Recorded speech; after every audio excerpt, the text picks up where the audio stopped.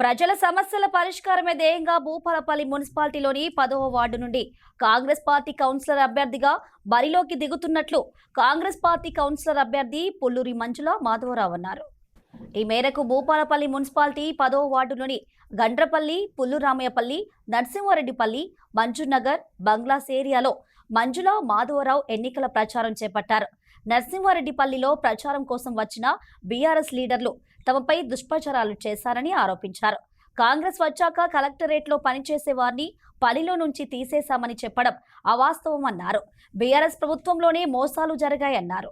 ప్రచారంలో భాగంగా గండ్రపల్లె, పుల్లురామయ్యపల్లె, నరసింహారెడ్డిపల్లిలో కొన్ని ఓట్లు, తర్వాత మంజూర్ నగర్, బంగ్లాస్ ఏరియా, ఈ వివిధ గ్రామాలలో మేము ప్రచారం చేయడం జరిగింది. వివిధ సమస్యలన్నీ మేము నోట్ చేసుకొని మాకు యొక్క కౌన్సిలర్ మాకు గెలిచిన తర్వాత అన్ని సమస్యలు మేము ప్రధానంగా రోడ్లు కానీ, డ్రైనేజీలు కానీ, ఇప్పుడు ఇంతకుముందు మేము మా కాంగ్రెస్ ప్రభుత్వం వచ్చిన తర్వాత మా ఎమ్మెల్యే గారు సత్యనారాయణ గారి సహకారంతో ఇప్పటికే దాదాపు ఒక 80% దాకా మేము డ్రైన్లు కానీ, సీసీ రోడ్లు కానీ వేయడం జరిగింది.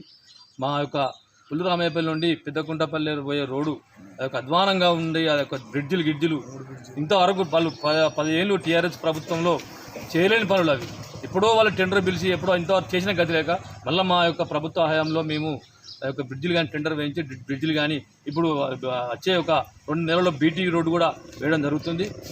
ఏదో ఐదుగురు జాబులు అని చెప్పి మా ఇద్దరు భార్యాభర్తలు మాకు జాబు రాలే అని చెప్పి అదంతా అవాస్తవం.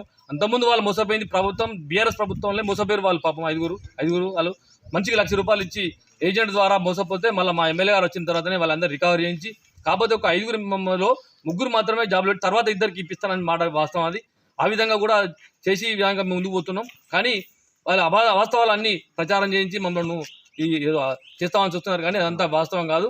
మేము చాలా ఇప్పుడు మా యొక్క ప్రజలు ఉన్నారు మా వెనక. ఈ విధంగా ఇంకా 3 ఏళ్ళ టైం మాకు ప్రభుత్వం ఉంది. నాది అదే హోల్సేల్ గెలిపిస్తే ఇంకా అదే టైం ఉంది. నేను చాలా చేస్తానని చెప్పి మీ అందరికీ హామీ ఇస్తున్నా.